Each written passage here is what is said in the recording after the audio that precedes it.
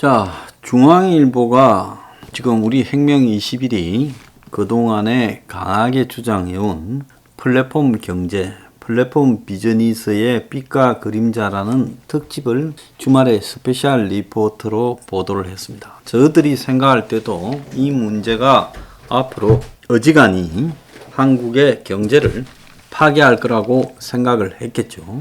그리고 또 종이신문 입장에서는 이 네이버나 다음하고 원함도 있죠.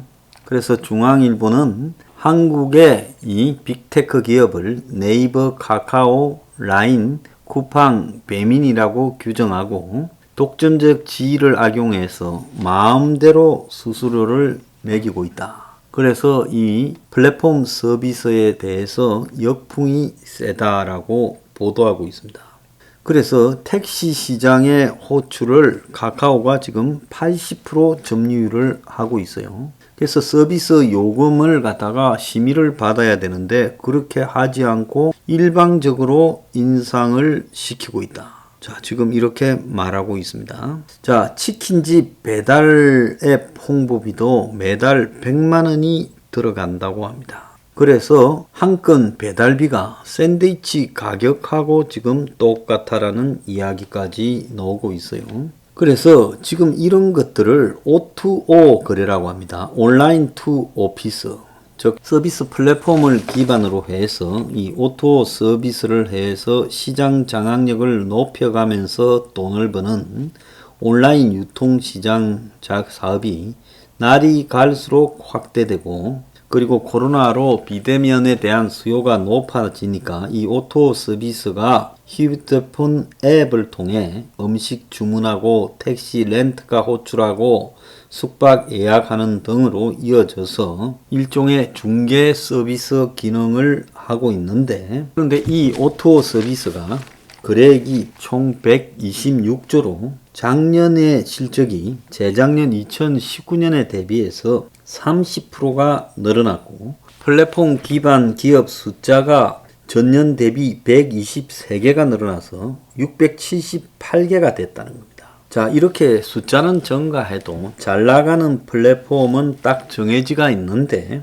카카오티를 통해서 택시를 호출하고 대리운전하고 뭐 배달시키는 서비스. 자, 그래서 이게 지금 카카오 모빌리티 이게 지금 대표적입니다.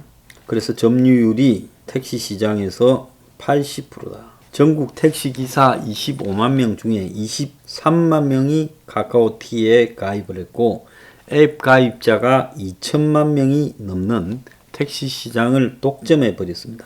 그래서 일방적인 요금 인상을 했죠. 그래서 정액제 최대 2,000원으로 하던 호출 서비스료가 최대 5,000원으로 올라가는 탄력 요금제로 변경이 되었습니다. 근데 정부가 이런 카카오의 서비스 요금 인상에 대해 제재할 방법이 없다는 거예요. 카카오가 택시 사업자 같으면 제재할 수 있는데 택시 사업자가 아닌 플랫폼 사업자라서 택시 요금은 정부가 지자체를 통해 통제하지만 플랫폼 사업자는 이 신고만으로 수수료를 받을 수 있게 됐다는 겁니다. 지 마음대로요. 또 택시 기사들을 대상으로 한 프로 멤버십이라고 99,000원짜리 정액제 멤버십을 이 카카오가 냈죠. 그래서 배차 혜택 뿐만 아니라 원하는 방향 고객 태우는 이런 서비스들이 있는데 근데 이걸 안 하게 되면 이 매출이 떨어지니까 다들 이걸 하고 있어요. 개인이나 회사 택시도요. 그래서 택시 노조 등이 독점적 택시 호출 시장 지위를 악용한 행포다라고까지 이야기를 하고 있습니다. 자, 그래서 이 카카오 택시 시장은 완전히 무너졌고 배달 식품 시장에 배달의 민족이라는 것이 월 88,000회의 전액제 광고 상품 울트라 콜가 상단에 내출되는 오픈 리스트를 통해 주문 한 건에 6.8%의 중개 수수료를 매겨요. 요기요 쿠팡 이처 같은 경우에도 그것보다 더합니다. 그래서 이 치킨집을 서울의 한 아파트 단지에서 하는 사람은 배달앱 3개를 다 이용을 하는데 여기에 드는 홍보 비용만 100만 원이 난다는 거예요. 자, 이거하고 카드 결제 수수료 3.3%하고 배달 대행업체에 지불하는 배달료 건당 1,300원, 2,500원 하는 것은 별도라는 거예요. 그래서 한 번에 한 집에만 배달하는 단건 배달 서비스가 수수료가 높는데 쿠팡 이처와 배민의 단건 배달 중개 수수료는 모두 6,000원이라는 거예요. 6,000원의 배달 요금을 매긴다는 겁니다. 그래서 소비자는 단건을 선호하기 때문에 업주들은 비싼 배달비 12%를 문다는 거예요. 샌드위치 가게를 하는 사람은 단건 배달비가 샌드위치 가격과 맞먹는 6-7천원에 달하지만 소비자 배달비를 2,000원 이상으로 책정하면 사람들이 주문 안 하니까 주문비 대부분을 업주가 부담한다. 그래서 배달 최소 주문 금액을 설정하거나 매장에 비해 가격을 500원 정도라도 올려받아야 된다는 겁니다. 네이버, 카카오 같은 이런 데가 문어발식 사업 확장으로 그야말로 완전히 지금 장악해 가고 있죠. 카카오가 2010년에 무료 모바일 메신저 서비스를 했지만은 1년 만에 국민 메신저가 됐고 선물하기 기능을 시작으로 유로 이모티콘 서비스, 플러스 친구 서비스 등 수익 모델 확장에 나섰고 2014년에 다음과 합병해서 간편 결제 시스템인 카카오페이, 카카오 모빌리티, 카카오 뱅코, 카카오 TV, 택시, 은행, 핀테크 등에 다양하게 진출했고 올 2분기 카톡의 월간 활성 이용자 숫자가 우리나라 인구와 비슷한 4,662만 명이라는 거예요. 이런 절대적인 숫자를 바탕으로 카카오 계열사가 158개, 올해 1분기 이후 석 달 만에 19개가 늘어났다는 거예요. 네이버도 지금 99년에 온라인 검색 포털로 등장해 현재까지 5,400만의 회원을 확보해서 스마트 스토어, 웹툰, 음악, 광고는 물론이고 네이버 파이낸셜을 통해서 금융 서비스까지 하고 있다는 거예요. 그래서 이런 플랫폼이 이제는 거대한 삼성 같은 재벌이 됐는데 공정거래위원회가 최근에 그 카카오 모빌리티가 딜카 인수를 승인하면 플랫폼 기업이 사업 영향력을 넓히는 것을 경계한 것도 같은 맥락이란 거예요. 공정위가 카카오 네이버와 같은 플랫폼 사업들이 스타트 기업 인수 합병을 통해서 복합적인 지배력을 높이는 상황에 대한 대비가 필요하다. 말은 이렇게 하면서도요. 그래서 심사 기준이나 이런 것들은 다 그냥 통과시켜 주는 겁니다. 그래서 교수라는 것들은 선한 독점은 장려하되 전행일 삼을 때 소비자가 나서야 된다는데 선한 독점이 어디 있습니까? 선한 독점이 없어요. 자, 그래서 플랫폼 분야의 거래액이요. 얼마나 되는가 하면 건물 임대 중개 및 유지 보수가 48조 5천억, 운송 및 배달이 35조 3천억, 음식 숙박이 26조 8천억, 그리고 미용, 금융, 오락이 8조 1천억, 의료, 보건이 7조가 된답니다. 이 정도로 시장이 커졌다고 지금 하고요. 온라인 플랫폼 기업이 아까 말씀드린 대로 678개, 오락, 스포츠, 문화, 교육이 189개, 운송, 배달이 153개, 개인, 미용, 금융, 보험, 기타가 127개, 음식점, 숙박이 80개, 건물 임대, 중개 및 유지 보수가 77, 세탁, 청소 및 가사가 39. 자, 온라인 그 플랫폼의 매출 비중이 2019년에 비해 수수료가 31.2에서 52.7%로 급증을 했고 이용료도 11.2에서 17.2%로 늘어났습니다.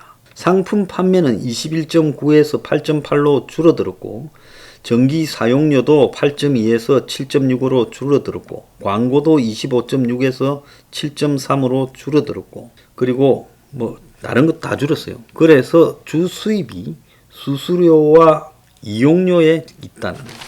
자, 그러면 외국에서는 어떠냐? 약탈적 가격으로 경쟁자를 없애는 구글, 아마존, 페이스북, 애플 등 가파라고 부르는 이 네 기업에 대해 미국과 EU는 칼을 빼들어서 빅테크라고 부르는 이들 기업의 문어발 사업 확장, 독점에 대해서 차단하겠다는 의지를 보이고 있고 미국이 규제법을 발의하고 반독점 소송을 내고 있습니다. 7월 9일 날 바이든이 기업 간 경쟁을 확대하고 독과점 관행을 단속하는 미국 경제 경쟁 촉진 행정명령에 서명하고 있죠. 프랑스도 구글에 3천억의 벌금을 부과했고 영국과 EU도 반독점 혐의로 조사에 착수했어요. 그래서 이들이 1년에 어마어마한 범주의 M&A를 지금 해대고 있습니다. 말을 못해요. 그래서 문어발 진공청소기처럼 될 만한 사업을 다 받아들이고 있다는 겁니다. 그래서 규제하면 중국 기업만 유리하다라고 하지만 지금 중국 기업이 미국에 들어가는 것이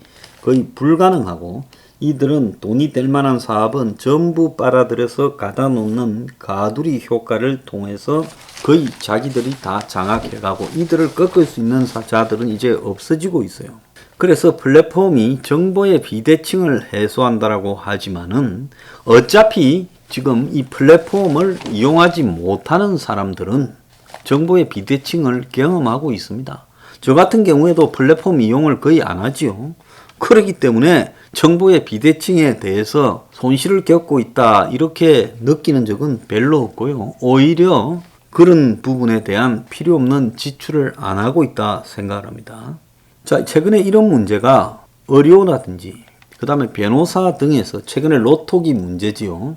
여기에 정보 비대칭 해소하니까 괜찮다라는 것과 불법 영업이라고 지금 싸우는 부분이 나타나고 있고 최근에 부동산 관련 중개업을 하는 단체에서 이런 플랫폼에 대해서 제재를 가해야 된다고 이렇게 강하게 지적을 하고 있습니다.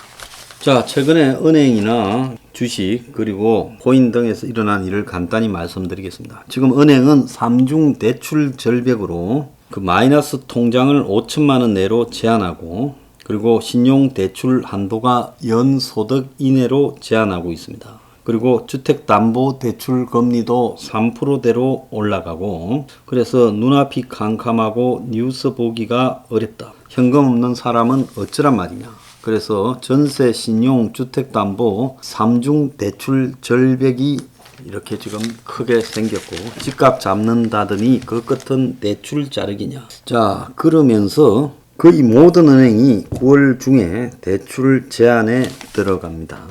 자, 주식시장에서는 커지는 비투 때문에 경고음이 일고 있고 투자 심리 얼어붙고 거래량이 뚝 떨어져서 외국인들이 잇따라 이탈하고 이러면서 금리 인상에 개미들이 급속히 위축되고 그래서 주식시장에 그야말로 빙하기가 오고 있다.